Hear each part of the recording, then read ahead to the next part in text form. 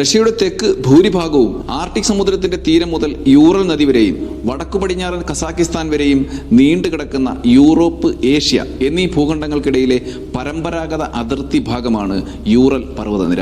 വിലപിടിപ്പുള്ള ലോഹങ്ങൾ, കൽക്കരി, വജ്രം തുടങ്ങിയവ ഖനനം ചെയ്യുന്ന സമ്പൽ സമൃദ്ധമായ ഒരു പർവ്വത പ്രദേശമാണ് ഈ യൂറൽ പർവ്വതനിര. 18-ാം നൂറ്റാണ്ട് മുതൽ ഇന്ന് വരെയും ഈ പർവ്വതനിര റഷ്യൻ സമ്പദ് വ്യവസ്ഥയുടെ ധാതുമേഖലയ്ക്ക് ഗണ്യമായ സംഭാവനകൾ നൽകിക്കൊണ്ടിരിക്കുന്നു. റഷ്യയിലെ മെറ്റൽ എനർജിയുടെയും കനത്ത വ്യവസായ ഉൽപാദനത്തിന്റെയും ഏറ്റവും വലിയ കേന്ദ്രങ്ങളിൽ ഒന്നാണ് ഈ യൂറൽ പർവ്വതനിര. ഈ പർവ്വതനിരകളിൽ ഒളിഞ്ഞുകിടക്കുന്ന ലോകം കണ്ട ഏറ്റവും വലിയ നിഗൂഢതകളിൽ ആദ്യത്തേതാണ് ഡയറ്റ്ലോവ് പാസ് ഇൻസിഡന്റ്. 1959 ഈ യൂറൽ പർവ്വതനിരകളിലേക്ക് 9 കോളേജ് വിദ്യാർത്ഥികൾ പഠന സംബന്ധമായി നടത്തിയ ഒരു യാത്ര ലോകത്തിലെ തന്നെ ഏറ്റവും വലിയ നിഗൂഢതകളിൽ ഒന്നായി നിലകൊള്ളുന്നു. ഇതിനെപ്പറ്റി ഇന്ന് വരെ ലഭിച്ചിട്ടുള്ള വിശദാംശങ്ങളും തെളിവുകളും ഒക്കെ മനുഷ്യനെ ഞെട്ടിക്കുന്നത് തന്നെയാണ്. ഈ സംഭവത്തെക്കുറിച്ച് എന്തെങ്കിലും ഒരു അനുമാനത്തിൽ നമുക്ക് എത്താൻ സാധിച്ചത് ഈ ഗ്രൂപ്പ് തന്നെ എടുത്ത ഫോട്ടോകളിലും അവർ എഴുതി വെച്ചിരുന്ന ഡയറികളിലും ലഭിച്ച വിവരങ്ങളുടെ അടിസ്ഥാനത്തിലാണ്. ഈ സംഭവത്തെ പിന്തുടർന്നു പോയാൽ ഇന്നും ഞെട്ടിക്കുന്ന വിവരങ്ങളാണ് നമുക്ക് ലഭിക്കുക. ഇന്ന് ഈ വീഡിയോയിൽ യൂറൽ പർവ്വതനിരകളിലേക്ക് യാത്ര നടത്തിയ ആ 9 വിദ്യാർത്ഥികൾക്ക് എന്താണ് സംഭവിച്ചത് എന്ന് ഇന്ന് വരെ ലഭിച്ചിട്ടുള്ള വിവരങ്ങളിൽ നിന്ന് നമുക്ക് മനസ്സിലാക്കാം. ഐ ആം ബാലു പടിപ്പുരയിൽ. Welcome to unheard stories.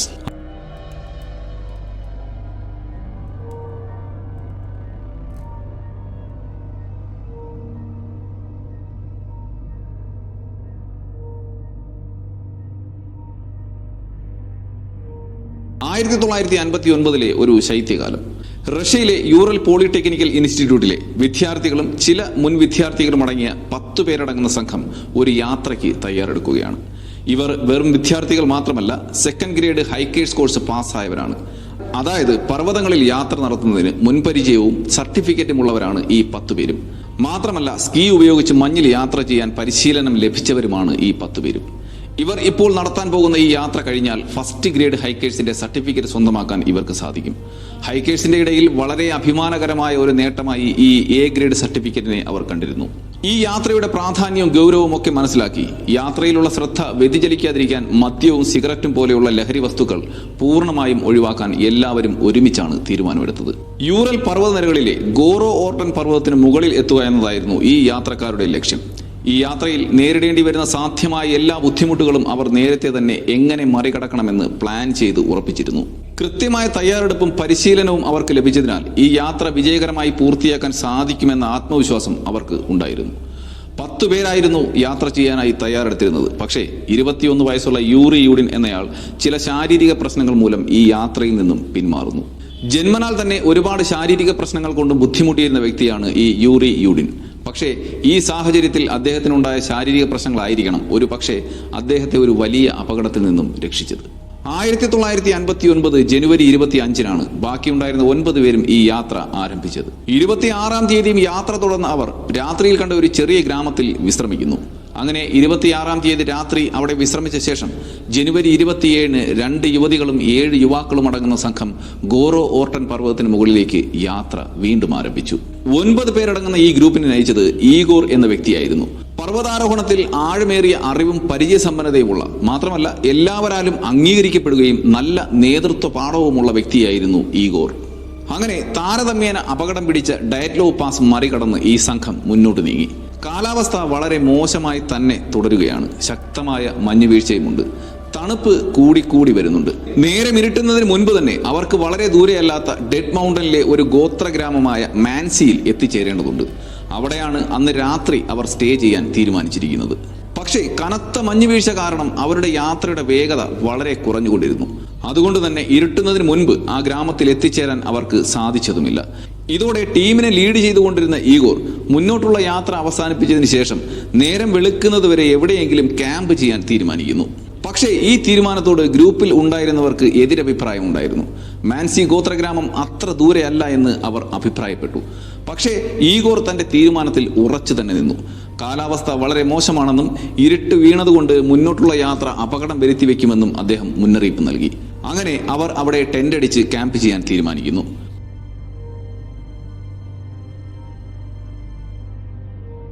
തുടക്കത്തിൽ തന്നെ ഈ യാത്രയിൽ നിന്ന് പിന്മാറിയ യൂറി യൂഡിനോട് യാത്ര കഴിഞ്ഞ് തിരിച്ചെത്തിയാൽ ഉടൻ തന്നെ ടെലഗ്രാം അയക്കാമെന്ന് ഈഗോർ സൂചിപ്പിച്ചിരുന്നു.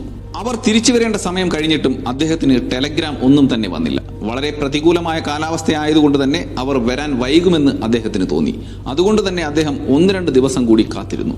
പക്ഷേ ആഴ്ചകൾ കഴിഞ്ഞു പോയിട്ടും ഈ യാത്രക്കാരെ പറ്റി ഒരു വിവരവും യൂറി യൂഡിന് ലഭിച്ചില്ല. ഇതോടെ അദ്ദേഹം റഷ്യൻ അധികാരികളെ ഈ സംഘത്തെ കാണാതായ സംഭവം റിപ്പോർട്ട് ചെയ്തു. പക്ഷേ സാധാരണയിലും കൂടുതൽ മഞ്ഞുവീഴ്ച ഉണ്ടായിരുന്നത് കൊണ്ട് തന്നെ ഒരു റെസ്ക്യൂ ഓപ്പറേഷൻ ആ സമയത്തും അസാധ്യമായിരുന്നു.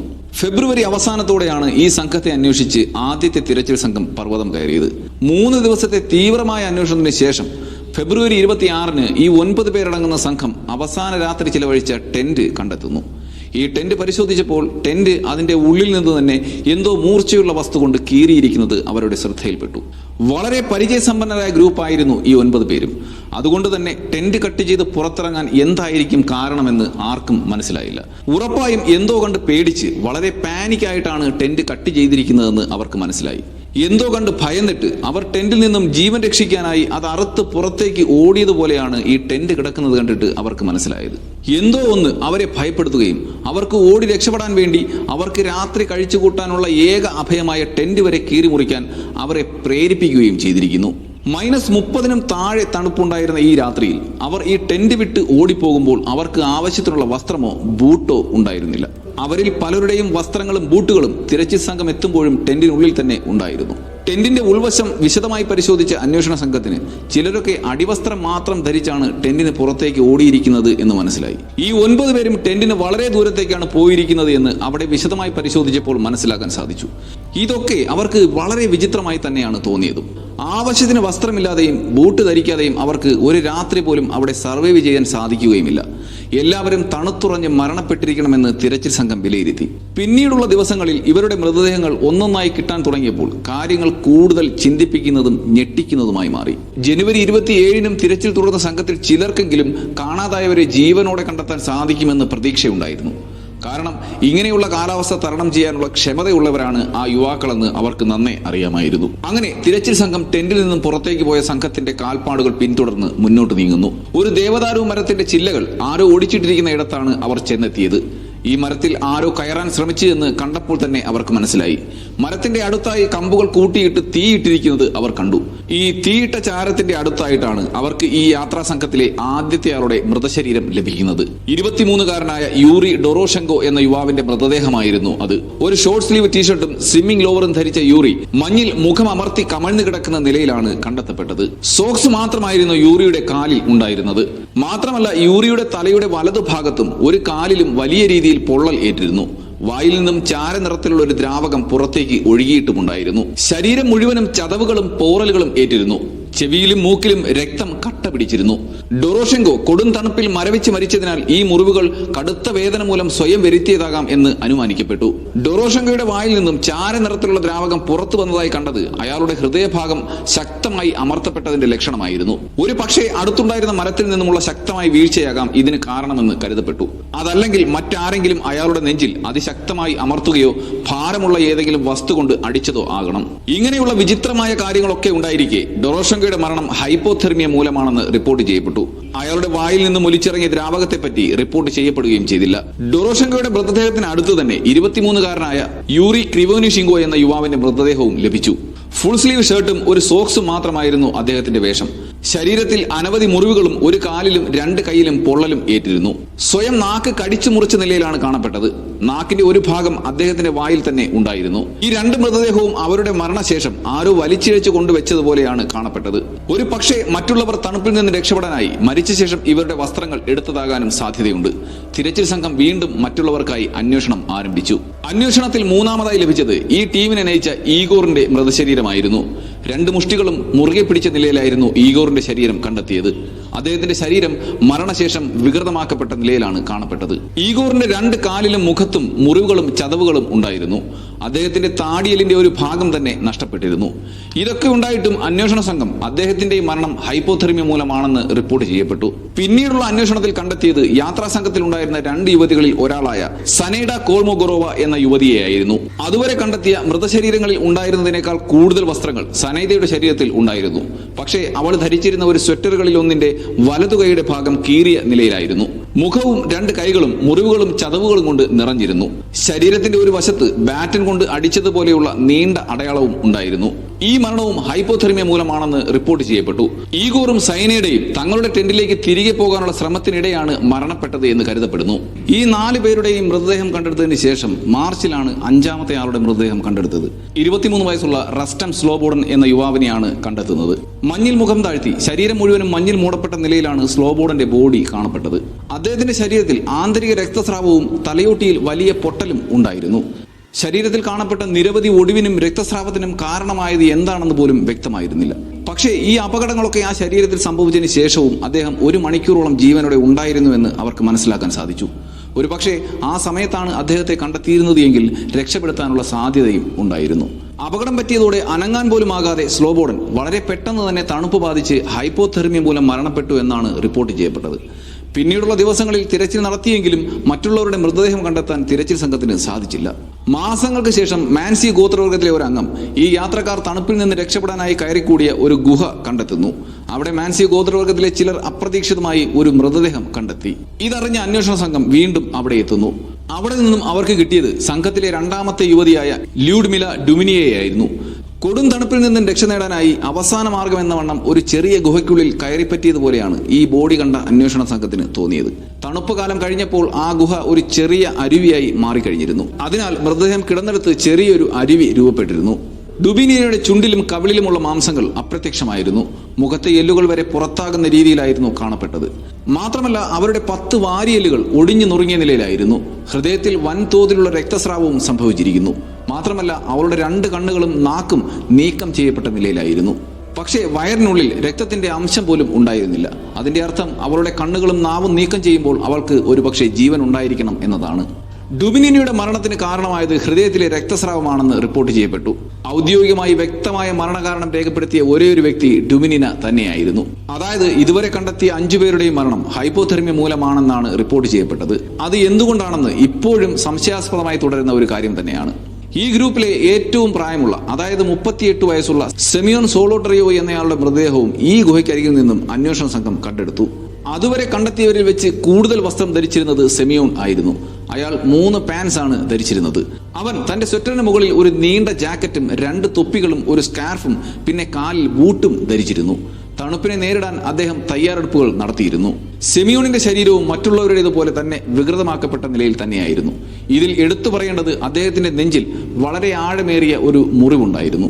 മാത്രമല്ല 5 വാരിയെല്ലുകൾ തകർന്ന നിലയിലും പുരികത്തിന്റെ ഭാഗത്തെ മാംസം നീക്കം ചെയ്യപ്പെട്ട നിലയിലുമാണ് കാണപ്പെട്ടത്. അതുകൊണ്ട് തന്നെ തലയൊട്ടി പുറത്ത് കാണുന്ന അവസ്ഥയിലായിരുന്നു അദ്ദേഹത്തെ കാണപ്പെട്ടത്. വളരെ വിചിത്രമായ, വിവരണാതീതമായ മാരകമായ മുറിവുകളും സെമിയോണിന്റെ ശരീരത്തിൽ ഉണ്ടായിരുന്നു. ഇതൊക്കെ ഡുമിനിനിയുടെ ബോഡിയിലുള്ള മുറിവുകളുമായി വളരെ സാമ്യം ഉള്ളതുമായിരുന്നു.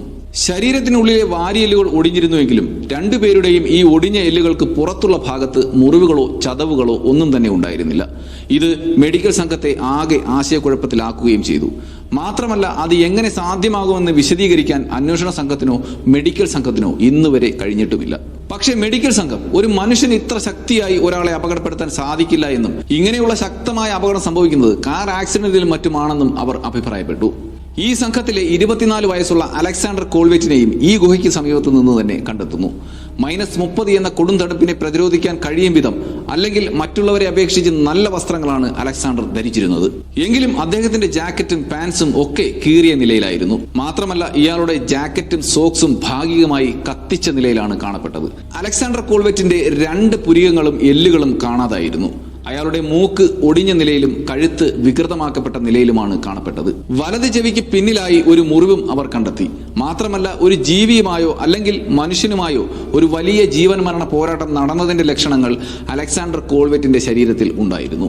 ഇത്രയൊക്കെ തെളിവുകൾ ഉണ്ടായിരുന്നിട്ട് കൂടി അദ്ദേഹത്തിന്റെ മരണവും ഹൈപ്പോതെർമിയ മൂലമാണെന്ന് തന്നെയാണ് റിപ്പോർട്ട് ചെയ്യപ്പെട്ടത്. മാത്രമല്ല അദ്ദേഹത്തിന്റെ ശരീരത്തിൽ കണ്ട മാരകമായ മുറിവുകളും മറ്റും പൂർണ്ണമായും പോസ്റ്റ്മോർട്ടം റിപ്പോർട്ടിൽ കാണിക്കപ്പെട്ടതുമില്ല. ആ സമയത്ത് കണ്ടെത്തപ്പെട്ട 3 പേരുടെയും ശരീരത്തിലെ പരിക്കുകൾക്ക് അസാധാരണമായ സാമ്യമുള്ളത് പോസ്റ്റ്മോർട്ടത്തിൽ നിന്ന് മറച്ചുവെച്ചത് എന്തിനാണെന്ന് ഇന്നും ആർക്കും അറിയാത്ത കാര്യമാണ്. റഷ്യൻ അധികാരികൾ ഇവരുടെ പോസ്റ്റ്മോർട്ടം റിപ്പോർട്ടിൽ തെറ്റിദ്ധരിപ്പിക്കുന്ന രീതിയിൽ റിപ്പോർട്ട് ചെയ്യപ്പെട്ടത് ഒരു നിഗൂഢതയായി തന്നെ കണക്കാക്കപ്പെടുന്നു. പിന്നീട് കണ്ടെത്തിയത് അവസാനത്തെയും 9ാമത്തെയും ആളായ നിക്കോളായ് ബ്രിഗ്നോൾസ് എന്ന 23-കാരന്റെ മൃതദേഹമായിരുന്നു. സെമിയോന്റെ മരണത്തിന് കാരണമായ പല പരിക്കുകളും അതേ രീതിയിൽ തന്നെ നിക്കോളോയുടെയും ശരീരത്തിൽ കാണപ്പെട്ടു. മറ്റുള്ളവർ ഓടിപ്പോയ സമയത്ത് നിക്കോളയും സെമിയോണും കൂടാരത്തിന് പുറത്തുണ്ടായിരുന്നുവെന്നാണ് വിശ്വസിക്കപ്പെടുന്നത്. ഇവർ പുറത്തിറങ്ങിയതുകൊണ്ട് നേരത്തെ തന്നെ തണുപ്പിനെ പ്രതിരോധിക്കാനുള്ള വസ്ത്രങ്ങൾ അവർ ധരിച്ചിരുന്നു. നിക്കോളയുടെ ചുണ്ടുകളും മുഖത്തിന്റെ ഇടതുവശവും ചതഞ്ഞാണ് ഇരുന്നത്. വലത്തെ കൈയിൽ വളരെ ആഴത്തിലുള്ള മുറിവും പൊട്ടലും ഉണ്ടായിരുന്നു. ഇതോടൊപ്പം തന്നെ തലയോട്ടി പൊട്ടുകയും തലയുടെ ഇടതുഭാഗം മുഴുവൻ പൊട്ടി മാറുകയും ചെയ്തിരുന്നു. ഈ പരിക്കുകൾ വലിയ പ്രഹരത്താൽ ഉണ്ടാകേണ്ടതാണ്. പക്ഷേ ഈ അപകടങ്ങൾ പറ്റിയിരിക്കുന്ന ഭാഗത്തിന്റെ പുറത്തുള്ള മൃദുവായ മാംസങ്ങൾ കേടുപാടുകൾ സംഭവിക്കാതെ തന്നെ ഉണ്ടായിരുന്നു. ഒരു മനുഷ്യന്റെ ആക്രമണമല്ല ഇതെന്ന് വ്യക്തമായി അന്വേഷണ ഉദ്യോഗസ്ഥർ തറപ്പിച്ചു പറഞ്ഞു. പക്ഷേ ഈ പരിക്ക് പറ്റുമ്പോഴൊക്കെ അദ്ദേഹത്തിന് ബോധമുണ്ടായിരുന്നുവെന്നും 3 മണിക്കൂറുകൾ കഴിഞ്ഞതിന് ശേഷമാണ് മരണപ്പെട്ടതെന്നും മെഡിക്കൽ സംഘം അഭിപ്രായപ്പെട്ടു. ഡയറ്റ്ലോ പാസിൽ നടന്ന ഓരോ മരണവും വളരെ സംശയാസ്പദമായി തന്നെ തോന്നി. ഈ യാത്രക്കാരുടെ എല്ലാവരുടെയും ശരീരത്തിൽ ചതവുകളും മുറിവുകളും ഉണ്ടായിരുന്നു. പ്രത്യേകിച്ച് അവരുടെ ശരീരത്തിലും മുഖത്തും കാണപ്പെട്ട മുറിവുകൾ വളരെ ആഴത്തിലുള്ളതായിരുന്നു. ഈ മുറിവുകളുടെയൊക്കെ കാരണങ്ങൾ ഇന്നും ആർക്കും വിശദീകരിക്കാനാവാതെ അവശേഷിക്കുന്നു. ആദ്യം കണ്ടെത്തിയ 5 മൃതശരീരങ്ങളും വസ്ത്രങ്ങൾ വളരെ കുറവായിരുന്നു. അവസാനം കണ്ടെത്തിയവരുടെ ശരീരത്തിൽ ആദ്യം മരിച്ചവരുടെ വസ്ത്രങ്ങളും ഉണ്ടായിരുന്നു. അതിന്റെ അർത്ഥം ഈ 9 പേരും ഒരുമിച്ച് ഒരപകടത്തിലല്ല മരണപ്പെട്ടതെന്നാണ്. ഓരോരുത്തരും മരണപ്പെടുമ്പോൾ അവരുടെ വസ്ത്രങ്ങൾ സ്വന്തം ജീവൻ രക്ഷിക്കാനായി അവർ ഊരിയെടുത്തിരുന്നു. അക്കാലത്ത് ഡയറ്റ്ലോ പാസിന്റെ ഭാഗത്ത് റേഡിയേഷൻ ഉണ്ടായിരുന്നതായി കണ്ടെത്തിയിരുന്നു. ഈ റേഡിയേഷൻ പക്ഷേ ഇവരുടെ ശരീരത്തിൽ കണ്ടെത്താൻ സാധിച്ചില്ല. എന്നാൽ ഈ റേഡിയേഷൻ അവിടെ എങ്ങനെ ഉണ്ടായി എന്നതിന്റെ വിശദീകരണം ഇന്നും ലഭിച്ചിട്ടുമില്ല. ടെന്റ് തകർന്നതും അവർ ഒരേ ദിക്കിലേക്ക് തന്നെ നടന്നതും അവർക്കൊക്കെ ഏതാണ്ട് സാമ്യമുള്ള ഭയാനകമായ മുറിവുകളും പരിക്കുകളും സംഭവിച്ചതും ഈ സ്ഥലത്ത് റേഡിയേഷന്റെ സാന്നിധ്യം സ്ഥിരീകരിച്ചതുമൊക്കെ ഈ സംഭവത്തെ എക്കാലത്തെയും നിഗൂഢമായ ഒന്നാക്കി മാറ്റി. ഈ സംഭവം ലോകശ്രദ്ധ നേടിയതുകൊണ്ട് തന്നെ അനേകം പഠനങ്ങൾ പലരും ഇതിനെപ്പറ്റി നടത്തി. അതുകൊണ്ട് തന്നെ പല സിദ്ധാന്തങ്ങൾ പലരും മുന്നോട്ട് വെച്ചു. ഈ മരണങ്ങളുടെ ദുരൂഹതയ്ക്ക് പിന്നിലെ കാരണങ്ങൾ ചൂണ്ടിക്കാണിക്കുന്ന ചില പഠനങ്ങൾ നമുക്ക് നോക്കാം. അതിൽ ആദ്യത്തേത് ഈ 9 യാത്രക്കാരുടെയും മരണത്തിന് പിന്നിൽ മാൻസി ഗോത്രവർഗം എന്നതായിരുന്നു. ഈ പഠനം പറയുന്നത് എന്താണെന്ന് നമുക്ക് നോക്കാം. കൊടുങ്കാറ്റിൽ ടെന്റ് തകർന്നപ്പോൾ ലക്ഷ്യമില്ലാതെ അലഞ്ഞു തിരിയാൻ തുടങ്ങിയ ഈ യാത്രാ സംഘം മാൻസി ഗോത്രവർഗത്തിന്റെ പ്രദേശമായ ഡെത്ത് മൗണ്ടനിലേക്ക് കടന്നു ചെല്ലുന്നു. ഇതോടെ മാൻസി ഗോത്രവർഗം അവരെ പിടികൂടി കൊലപ്പെടുത്തിയെന്ന് ഈ സിദ്ധാന്തം വാദിക്കുന്നു. ഇതിന്റെ തെളിവായി പറയുന്നത് അവസാനത്തെ 4 മൃതദേഹങ്ങൾ ലഭിച്ച ഗുഹ മാൻസി ഗോത്രവർഗത്തിന്റെ പ്രദേശത്താണ് ഉള്ളത് എന്നതാണ്. ഈ ഗോത്രവർഗം അവരുടെ ആചാരപ്രകാരം ഈ 9 പേരെയും ബലി കൊടുക്കുകയാണ് ചെയ്തത് എന്നും പറയുന്നുണ്ട്. ഈ യാത്രാ സംഘം തന്നെ എടുത്ത ഒരു ചിത്രത്തിൽ ഇവർ ഈ ഗോത്രവർഗ മേഖലയെ കടന്നിട്ടുണ്ട് എന്നതിന് തെളിവുമുണ്ട്. ഈ മാൻസി ഗോത്രവർഗം സന്ദർശകരെ അനുവദിക്കാറുണ്ട്. എങ്കിലും അതിന് അനുമതി കൊടുക്കാത്ത സമയങ്ങളും ഉണ്ട്. ഈ സമയത്താകണം അവർ അവിടേക്ക് കടന്നു ചെന്നത് എന്ന് കരുതപ്പെടുന്നു. ഇതോടെ യാത്രാ സംഘവും ഈ ഗോത്രവർഗവും തമ്മിൽ ഒരു സംഘർഷം ഉണ്ടായിരിക്കാം. അതിൽ അവരെ കീഴ്പ്പെടുത്തി കൊന്നതാകാമെന്നും ഈ പഠനം പറഞ്ഞു വെക്കുന്നു. പക്ഷേ ഈ ഗോത്രവർഗമാണ് ഈ കൊലപാതകം ചെയ്തത് എങ്കിൽ അവർക്ക് വേണമെങ്കിൽ അവരുടെ ശരീരം ആർക്കും അറിയാൻ പറ്റാത്തതുപോലെ മറവ് ചെയ്യാൻ സാധിക്കും. മാത്രമല്ല ഈ കൊല്ലപ്പെട്ട സംഘത്തിലുള്ളവർക്കുണ്ടായ പരിക്കുകൾ എങ്ങനെ ഉണ്ടായി എന്നുള്ളതിന് ഈ പഠനത്തിൽ ഒരു ഉത്തരവും ഉണ്ടായിരുന്നില്ല. മാൻസി ഗോത്രമാണ് അവരെ കൊന്നത് എങ്കിൽ മനുഷ്യനാൽ ഏൽപ്പിക്കാൻ പറ്റാത്ത അവരുടെ ശരീരത്തിലുണ്ടായിരുന്ന മാരകമായ പരിക്കുകൾ എങ്ങനെ ഉണ്ടായി എന്നതും ഒരു ഉത്തരമില്ലാത്ത ചോദ്യമായി തന്നെ നിലനിൽക്കുന്നു. മാത്രമല്ല ഈ മാൻസി ഗോത്രം ഈ സംഭവം നടന്നതിന് മുൻപോ ശേഷമോ നരബലി പോലെയുള്ള ആചാരം വെച്ചു പുലർത്തിയവർ അല്ല എന്ന് തെളിഞ്ഞിട്ടുമുണ്ട്. മാത്രമല്ല ഈ സിദ്ധാന്തത്തെ തെറ്റായി കണക്കാക്കാനുള്ള മറ്റൊരു തെളിവ് ഈ ഗോത്രവർഗത്തിലെ ആൾക്കാരുടേത് എന്ന് കരുതപ്പെടുന്ന ഒരു കാൽപ്പാടുകളും കണ്ടെത്താൻ സാധിച്ചിട്ടുമില്ല. മാത്രമല്ല ഈ മാൻസി ഗോത്രത്തിന്റെ പ്രദേശത്ത് അന്നത്തെ രാത്രി തങ്ങാനായി ഈ സംഘം അനുവാദം നേടിയിരുന്നു എന്നും തെളിഞ്ഞിട്ടുണ്ട്. ഈ സംഭവത്തെക്കുറിച്ചുള്ള 2ാമത്തെ പഠനം വളരെ ശ്രദ്ധേയമാണ്. ചില ചോദ്യങ്ങൾക്കുള്ള ഉത്തരം ഇല്ല എങ്കിലും ഈ പഠനമാണ് ഇന്നും കൂടുതലും വിശ്വസ്തമായിട്ടുള്ളത്. -30 താഴെ താപനിലയുള്ള ഒരു പർവ്വതത്തിലേക്ക് യാത്ര ചെയ്യുമ്പോൾ അവിടെ എവിടെയെങ്കിലും സ്റ്റേ ചെയ്യാൻ പര്യാപ്തമായ ടെന്റ് ആയിരുന്നില്ല അവരുടെ പക്കൽ ഉണ്ടായിരുന്നത്. മാത്രമല്ല ഇങ്ങനെ ഒരു ടെന്റിൽ ഒരു രാത്രി കഴിഞ്ഞുകൂടാനുള്ള തണുപ്പിനെ പ്രതിരോധിക്കാൻ പറ്റിയ വസ്ത്രവും അവർ കരുതിയിരുന്നില്ല. അവർ ഒരു പർവ്വതത്തിന്റെ ചരിഞ്ഞ പ്രദേശത്താണ് ക്യാമ്പ് ചെയ്തിരുന്നത്. അവർ ടെന്റിൽ രാത്രി ചിലവഴിക്കാൻ ശ്രമിച്ചുവെങ്കിലും അന്ന് രാത്രി ഉണ്ടായ ഒരു മഞ്ഞിടിച്ചിൽ കാരണം അവർക്ക് ടെന്റ് ഉപേക്ഷിച്ച് ഓടിപ്പോകേണ്ടി വന്നു. മഞ്ഞിടിച്ചിലിൽപ്പെട്ട ഇവർ കുറഞ്ഞ വസ്ത്രത്തിലായതുകൊണ്ട് തന്നെ തണുപ്പിനെ അതിജീവിക്കാനാകാതെ മരണപ്പെട്ടു എന്ന് ഈ പഠനം പറയുന്നു. ശരീരത്തിലുണ്ടായിരുന്ന പോറലുകളും മുറിവുകളും ഒക്കെ ഈ മഞ്ഞിടിച്ചിലിൽ പെട്ടതുകൊണ്ടാണ് ഉണ്ടായതെന്ന് കരുതപ്പെടുന്നു. പക്ഷേ ഈ യാത്രാ സംഘത്തിൽ ഉള്ളവരിൽ പലരുടെയും ശരീരത്തിൽ എല്ലുകൾ ഒടിഞ്ഞ ഭാഗത്തുള്ള മാംസത്തിലോ സ്കിന്നിലോ ഒരു പരിക്കും പറ്റാതിരുന്നത് എങ്ങനെയെന്ന ചോദ്യത്തിന് ഉത്തരം നൽകാൻ ഈ പഠനത്തിന് സാധിച്ചില്ല. കാരണം മഞ്ഞിടിച്ചിലിൽപ്പെട്ടാൽ അവർ തെറിച്ചു പോകാനും കല്ലിലോ മരത്തിലോ പോയി ഇടിച്ചാലും അവരുടെ തകർന്ന എല്ലുകൾക്ക് പുറത്തുള്ള മാംസത്തിനും സ്കിന്നിനും പരിക്ക് സംഭവിക്കണമായിരുന്നു. മാത്രമല്ല മഞ്ഞിടിച്ചിലിൽപ്പെട്ടാൽ അവരുടെ ശരീരം മുഴുവനും മുറിവുകളും പോറലും കൊണ്ട് നിറയും. പക്ഷേ ഇവിടെ 9 പേരുടെയും മൃതശരീരത്തിൽ മുഖത്ത് മാത്രമാണ് കൂടുതലും പരിക്കുകൾ പറ്റിയിരിക്കുന്നത്. മാത്രമല്ല ഈ പഠനത്തിൽ പറഞ്ഞിരിക്കുന്ന മഞ്ഞിടിച്ചിൽ ആ ഭാഗത്ത് അന്ന് ഉണ്ടായതിന് ഒരു തെളിവും ലഭിച്ചിട്ടുമില്ല.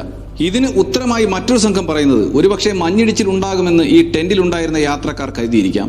എന്തെങ്കിലും വലിയ ശബ്ദമോ മറ്റോ കേട്ട് അത് മഞ്ഞിടിഞ്ഞ് വരുന്നതാണെന്ന് തെറ്റിദ്ധരിച്ച് അവർ ടെന്റ് കീറി അടുത്തുള്ള മരങ്ങളിൽ അഭയം പ്രാപിക്കാൻ ശ്രമിച്ചിരിക്കാം എന്നാണ്. ഈ പ്രസ്താവന ഒരുവിധം ഈ അവസരവുമായി യോജിച്ചു പോകുന്നതാണെന്ന് നമുക്ക് മനസ്സിലാക്കാം. പക്ഷേ ഈ 9 യാത്രക്കാരും എങ്ങനെയാണ് മരിച്ചത് എന്ന് ഈ ന്യായം പറഞ്ഞവർക്ക് വ്യക്തമാക്കാൻ സാധിച്ചിട്ടില്ല. പല സിദ്ധാന്തങ്ങളിലും അവർ ടെന്റ് വിട്ട് പുറത്തേക്ക് പോകുന്നതിനുള്ള പല കാരണങ്ങൾ നിരത്തുന്നുണ്ട്. പക്ഷേ ഈ 9 പേരുടെയും മരണത്തിന്റെ വ്യക്തമായ കാരണം വിശദീകരിക്കാൻ ഒരു പഠനത്തിനും ഇന്ന് വരെയും സാധിച്ചിട്ടില്ല. അങ്ങനെ ഇരിക്കെയാണ് ഈ പഠനങ്ങൾ മറ്റൊരു തലത്തിലേക്ക് മാറിപ്പോകുന്നത്. അത് അമാനുഷിക ശക്തികളിലേക്കും അന്യഗ്രഹ ജീവികളിലേക്കും വരെ നീണ്ടുപോയി. അതിലെ പ്രധാന സംസാര വിഷയമാണ് ഹിമമനുഷ്യനായ യതിയുടെ ആക്രമണമാണ് ഇതെന്ന്. യതി എന്ന ഹിമമനുഷ്യൻ ഭൂമിയിൽ ഉണ്ടെന്നത് ഒരു അന്ധവിശ്വാസമായി ഇപ്പോഴും തുടരുന്ന കാര്യമാണ്. പലപ്പോഴും പലരും യതിയെ കണ്ടിട്ടുണ്ടെന്ന് പറഞ്ഞിട്ടുണ്ടെങ്കിലും അതിന് തെളിവുകൾ ഒന്നും തന്നെ ഇന്നും ലഭിച്ചിട്ടില്ല. ഈ സംഭവത്തിലും പലരുടെയും നിഗമനങ്ങൾ യതിയിലേക്ക് ചെന്നെത്തുന്നു. ഇവർ ക്യാമ്പ് ചെയ്ത സ്ഥലം യതിയുടെ പ്രദേശമാകാൻ സാധ്യതയുണ്ടെന്നും യതിയുടെ ആക്രമണമാണ് ഈ 9 പേരുടെയും ശരീരത്തിലെ അതിമാരകമായ മുറിവുകൾക്കും ആഘാതങ്ങൾക്കും കാരണമായതെന്നും പറയപ്പെടുന്നു. യതി എന്ന ജീവി തന്നെ അന്ധവിശ്വാസമാണ്. അതുകൊണ്ട് ഇക്കാര്യത്തിൽ പലർക്കും യോജിച്ച് മുന്നോട്ട് പോകാൻ സാധിച്ചിട്ടില്ല. പക്ഷേ ഈ അഭിപ്രായം എന്തുകൊണ്ടാണ് അന്നത്തെ ആളുകൾക്കിടയിൽ കൂടുതൽ പ്രചാരത്തിലെത്തിയത് എന്ന് നമുക്ക് നോക്കാം. ഈ 9 പേരും അടങ്ങുന്ന യാത്രാ സംഘം ക്യാമ്പ് ചെയ്ത സ്ഥലത്ത് നിന്നും ഒന്നിലധികം ക്യാമറകൾ കണ്ടെത്തിയിട്ടുണ്ട്. ഈ സംഘം അപകടത്തിലാകുന്നതിന് മുൻപ് അവർ എടുത്ത ഫോട്ടോകൾ ഈ ക്യാമറയിൽ നിന്നും ലഭിക്കുകയും ചെയ്തു. അന്നത്തെ അന്വേഷണ സംഘം ഈ ഫോട്ടോകളെല്ലാം തന്നെ ഒറിജിനൽ ആണെന്ന് സ്ഥിരീകരിക്കുകയും ചെയ്തിട്ടുണ്ട്. ഈ ക്യാമറകളിൽ നിന്ന് ലഭിച്ച ഒരു ഫോട്ടോയിൽ ഈ യതി സിദ്ധാന്തവുമായി പൊരുത്തപ്പെട്ടു പോകുന്ന ഒരു തെളിവ് ലഭിക്കുന്നു. ഈ ക്യാമറകളിൽ ഒന്നിൽ യതി എന്ന് പറയപ്പെടുന്ന ജീവിയുമായി സാദൃശ്യം തോന്നിക്കുന്ന ഒരു ചിത്രം ഉണ്ടായിരുന്നു. യതി എന്ന അന്ധവിശ്വാസത്തിൽ ആഴത്തിൽ വിശ്വസിച്ചിരുന്നവർ ഈ സിദ്ധാന്തത്തിൽ ഉറച്ചു തന്നെ നിന്നു. പക്ഷേ ഈ 9 പേരുടെയും ശരീരത്തിൽ കണ്ട റേഡിയേഷൻ എങ്ങനെ സംഭവിച്ചു എന്നതിന് ഒരു സിദ്ധാന്തത്തിനും ഉത്തരമില്ലായിരുന്നു. പക്ഷേ യതി എന്ന ജീവി എന്താണ് എന്ന് ഇന്നും ആർക്കും അറിയില്ല. ഒരു പക്ഷേ റേഡിയേഷൻ പോലും പുറപ്പെടുവിക്കാൻ കഴിവുള്ള ഒരു ജീവിയാകാം യതി എന്ന് ഈ സിദ്ധാന്തം വിശ്വസിക്കുന്നവർ പറയുന്നു. ഈ സിദ്ധാന്തത്തെ എതിർക്കുന്നവർ പറയുന്നത് ഈ ചിത്രത്തിൽ കാണുന്നത് യതിയല്ല, മറിച്ച് മനുഷ്യനാണെന്നാണ്. മാത്രമല്ല അവിടെ യതിയുടെ സാന്നിധ്യം ഉണ്ടെന്നറിയിക്കുന്ന തരത്തിലുള്ള ഒരു കാലടയാളങ്ങൾ പോലും കണ്ടെത്താൻ സാധിച്ചിട്ടുമില്ല. യതി സിദ്ധാന്തം ഈ സംഭവവുമായി ബന്ധപ്പെടുത്തി പലതരത്തിൽ പല രീതിയിൽ ഉയർന്നു വന്നിട്ടുണ്ട്. അതൊന്നും അടിസ്ഥാനപരമായ യാതൊരു തെളിവുകളും ഇല്ലാത്ത ഒന്നായി മാറി. യതിയെപ്പറ്റി ഈ സംഭവത്തിൽ ആകെ ചൂണ്ടിക്കാണിക്കാനുള്ളത് സംശയാസ്പദമായ ഒരു ഫോട്ടോ മാത്രമാണ്. ഈ സംഭവത്തെ തുടർന്നുണ്ടായ അമാനുഷിക സിദ്ധാന്തങ്ങളിൽ ഒന്ന് മാത്രമാണിത്. മറ്റൊരു സിദ്ധാന്തം കൂടി ഈ സംഭവത്തിന്റെ പേരിൽ ഉരുത്തിരിഞ്ഞിട്ടുണ്ട്. ഈ 9 പേരുടെയും മരണത്തിന് കാരണം അന്യഗ്രഹ ജീവികളുടെ ആക്രമണമാണ് എന്നതായിരുന്നു ആ സിദ്ധാന്തം. ഈ സംഭവം നടന്ന രാത്രിയിൽ ഡയറ്റ്ലോ പാസിന് മുകളിൽ ആകാശത്ത് തിളങ്ങുന്ന ലൈറ്റുകൾ കണ്ടു എന്നും ലൈറ്റുകൾ പോലെ തിളങ്ങുന്ന ഗോളങ്ങൾ പോലെ ഒന്ന് ആകാശത്ത് കണ്ടു എന്ന് മാൻസി ഗോത്രവർഗ്ഗക്കാർ അവകാശപ്പെട്ടു. സെമിയോണിന്റെ ക്യാമറ വെള്ളത്തിലോ മറ്റോ വീണ് കേടായ നിലയിലാണ് കണ്ടെത്തിയത്. ഇതിലെ ഫോട്ടോകൾ വീണ്ടെടുക്കാൻ വളരെയധികം ബുദ്ധിമുട്ടി. വളരെയധികം കേടുപാടുകൾ ഉണ്ടായിരുന്നിട്ട് കൂടി അതിൽ നിന്നും ഒരു വീഡിയോ കണ്ടെത്താൻ സാധിച്ചു. ഈ വീഡിയോയിൽ ആകാശത്ത് നിന്നുള്ള പ്രകാശഭരിതമായ എന്തോ ഒന്ന് ഷൂട്ട് ചെയ്യുന്നതായി കാണപ്പെട്ടു. അതുകൊണ്ട് തന്നെ ഈ സിദ്ധാന്തം വിശ്വസിക്കുന്നവർ ഈ വീഡിയോയെ ഒരു തെളിവായി ഉയർത്തിപ്പിടിച്ചു. ആകാശത്ത് നിന്ന് വന്ന ഒരു വെളിച്ചം ഇവരെ പിന്തുടരുകയും അവർ അത് കണ്ട് ഭയന്ന് ഓടുകയും ചെയ്തു. അന്യഗ്രഹ ജീവികൾ ഈ 9 പേരെയും കീഴടക്കിയതിനു ശേഷം അവരെ കാൽനടയായി ഈ മലയിറങ്ങാൻ നിർബന്ധിക്കുകയും ചെയ്തു എന്നാണ് ഈ കഥ വിശ്വസിക്കുന്നവർ വാദിക്കുന്നത്. ഈ യാത്രാ സംഘത്തിലെ ഓരോരുത്തരുടെയും ശരീരത്തിലെ അമാനുഷികമായ പരിക്കുകളും അവരുടെ ശരീരത്തിലെ റേഡിയേഷനുകളും ഇങ്ങനെയുള്ള കഥകൾക്ക് മേൽപ്പൊടി ചാർത്തുകയും ചെയ്തിട്ടുണ്ട്. ഇതൊക്കെ വെറും കഥകൾ മാത്രമാണ്. ഇതിലൊന്നും ഒരു തെളിവുകളും ഇല്ല. കാരണം ഈ ക്യാമറയിലെ വീഡിയോ അത്ര കൃത്യമായിരുന്നില്ല. വെള്ളം കയറി നശിച്ചതുകൊണ്ട് തന്നെ അത് അപൂർണമായിരുന്നു. ഒരു ഉത്തരം കിട്ടാത്ത ചോദ്യം വരുമ്പോൾ മനുഷ്യർ അമാനുഷികമായ കഥകൾ നെയ്യുന്നത് സ്വാഭാവികം മാത്രമാണ്. ഇതുപോലെയുള്ള കഥകൾ അന്ന് ഉണ്ടായി എന്ന് അറിയാൻ മാത്രമാണ് ഞാൻ ഈ കാര്യങ്ങൾ പറഞ്ഞത്. ഒരു സാധാരണക്കാരന് ഇങ്ങനെയുള്ള കഥകൾ കേൾക്കാനും പെട്ടെന്ന് അത് സത്യമായി തോന്നാനുമുള്ള സാധ്യതകളുണ്ട്. കാരണം അത്രയ്ക്ക് വിചിത്രമാണ് അന്ന് രാത്രി ഡയറ്റ്ലോ പാസിൽ നടന്നത്. എന്നാൽ ഈ യാത്രാ സംഘത്തിന് സംഭവിച്ച മരണത്തിന് പിന്നിൽ വിചിത്രമായ ഒരു മാനസിക പ്രശ്നമാണ് സംഭവിച്ചത് എന്ന് അഭിപ്രായപ്പെടുന്നവരും മുന്നോട്ട് വന്നിട്ടുണ്ട്. കഠിനമായ തണുപ്പ് കാരണം മനുഷ്യ ശരീരത്തെയും മനസ്സിനെയും ബാധിക്കുന്ന വളരെ അപകടകരമായ ഒരു പ്രശ്നമാണ് ഹൈപ്പോതെർമിയ. ഇതിന്റെ ഏറ്റവും അപകടകരമായ വശം മനസ്സ് നിയന്ത്രണാതീതമാവുകയും സ്വന്തം ജീവൻ എടുക്കാൻ അത് കാരണമാക്കുകയും ചെയ്യും എന്നതാണ്. ഹൈപ്പോതെർമിയ പിടിപെട്ടാൽ അതികഠിനമായ ചൂട് കാരണം ശരീരം ചുട്ടുപൊള്ളുന്നത് പോലെ അനുഭവപ്പെടും. അപ്പോൾ സ്വന്തം വസ്ത്രം ഊരിക്കളയുകയും കണ്ണിൽ കാണുന്ന തണുത്തുറഞ്ഞ ജലാശയത്തിൽ എടുത്തു ചാടുകയും ചെയ്യും. ഇതുമൂലം തന്നെ അവർ മരണപ്പെടാനുള്ള സാധ്യത ഉണ്ടാവുകയും ചെയ്യും. ഇതുപോലെയുള്ള സംഭവങ്ങൾ തണുപ്പുള്ള പ്രദേശത്ത് കുടുങ്ങിപ്പോകുന്നവർക്ക് സാധാരണ സംഭവിക്കുന്ന ഒന്ന് തന്നെയാണ്. അങ്ങനെയുള്ള നിരവധി മരണങ്ങൾ മുൻപും റിപ്പോർട്ട് ചെയ്തിട്ടും ഉള്ളതാണ്. ഇങ്ങനെയുള്ള അവസ്ഥയിൽ അവർക്ക് കേൾക്കാത്ത ശബ്ദങ്ങൾ കേട്ടു എന്നൊക്കെ തോന്നും. അതുപോലെ ഈ സംഭവത്തിലും നടന്നിരിക്കാമെന്നാണ് ചിലർ അഭിപ്രായപ്പെടുന്നത്. പക്ഷേ ഇവിടെ 9 പേർക്കും ഒരേ സമയം ഇത് സംഭവിക്കാനുള്ള സാധ്യത ഒരിക്കലുമില്ല. മാത്രമല്ല അവർ തണുപ്പിൽ നിന്ന് രക്ഷ നേടാനായി തീയിടുകയും മരണപ്പെട്ടവരുടെ വസ്ത്രങ്ങൾ ഉപയോഗിക്കുകയും ചെയ്തത് ഈ അഭിപ്രായത്തിന് വിപരീതമായ കാര്യങ്ങളാണ്. മാത്രമല്ല ഈ അഭിപ്രായമുള്ളവർക്ക് മരണപ്പെട്ടവരുടെ ശരീരത്തിലെ പരിക്കുകൾ എങ്ങനെ വന്നു എന്നത് വിശദീകരിക്കാൻ സാധിച്ചിട്ടുമില്ല. ഒരുപാട് ചോദ്യങ്ങൾക്ക് ഉത്തരമില്ലാതെയായിട്ടും 9 പേരിൽ 7 പേരും ഹൈപ്പോതെർമിയ മൂലമാണ് മരണപ്പെട്ടത് എന്ന് പോസ്റ്റ്മോർട്ടം റിപ്പോർട്ടിൽ കുറിച്ചിരിക്കുന്നത് വളരെ സംശയാസ്പദമായ കാര്യമായി നിലനിൽക്കുന്നുമുണ്ട്. എങ്കിലും എല്ലാ തരത്തിലും ചേർന്ന് നിൽക്കുന്ന എല്ലാ ചോദ്യത്തിനും ഉത്തരം നൽകുന്ന ഒരു സിദ്ധാന്തമുണ്ട്. ഈ സംഭവത്തിന്റെ എല്ലാ വിവരങ്ങളും മറച്ചുവെക്കുകയും പോസ്റ്റ്മോർട്ടം റിപ്പോർട്ടിൽ പോലും കൃത്രിമം കാണിക്കുകയും ചെയ്തത് സോവിയറ്റ് യൂണിയൻ ഗവൺമെന്റ് ആയതുകൊണ്ടും ഈ സംശയം അല്ലെങ്കിൽ പഠനം ശരിയായിരിക്കാൻ കൂടുതൽ സാധ്യതയുള്ളതാണ്. ഈ ഡയറ്റ് പാസ് ഇൻസിഡന്റിന്റെ നിഗൂഢതകൾ മൂടിവെക്കാൻ അവർ എടുത്ത ശ്രമങ്ങളൊക്കെ ഈ പഠനത്തെ സ്വാധീനിക്കുന്നുമുണ്ട്. ഈ വിഷയത്തെപ്പറ്റി സോവിയറ്റ് യൂണിയൻ പോലും പറഞ്ഞത് ഇതിന് പിന്നിലെ കാരണം എന്താണെന്ന് തെളിയിക്കാൻ ആർക്കും കഴിഞ്ഞിട്ടില്ല എന്ന് തന്നെയാണ്. ഈ മരണപ്പെട്ട യാത്രാ സംഘം ടെന്റ് ഉപേക്ഷിച്ചു പോകുന്ന വഴികളിൽ ഒരു സൈനികന്റെ ബൂട്ടിന്റെ അടയാളങ്ങൾ ഉണ്ടായിരുന്നു എന്ന് തിരച്ചിൽ സംഘത്തിലുള്ളവർ വെളിപ്പെടുത്തിയിരുന്നു. ഈ യാത്രാ സംഘം തങ്ങളുടെ ടെന്റ് വിട്ടുപോകാൻ കാരണം അവിടെ ഉണ്ടായിരുന്ന സൈനികരുടെ നിർദ്ദേശപ്രകാരമാണെന്നാണ് ഈ സിദ്ധാന്തം പറഞ്ഞു വെക്കുന്നത്. മാത്രമല്ല ശീതയുദ്ധമായതുകൊണ്ട് തന്നെ റഷ്യ പുതിയ തരത്തിലുള്ള ആയുധങ്ങൾ വികസിപ്പിക്കാൻ അധികം മനുഷ്യവാസമില്ലാത്ത ഡയറ്റ്ലോ പാസ് പോലെയുള്ള ഇടങ്ങളിൽ പല രീതിയിലുള്ള പരീക്ഷണങ്ങൾ അന്ന് നടത്തിയിരുന്നു.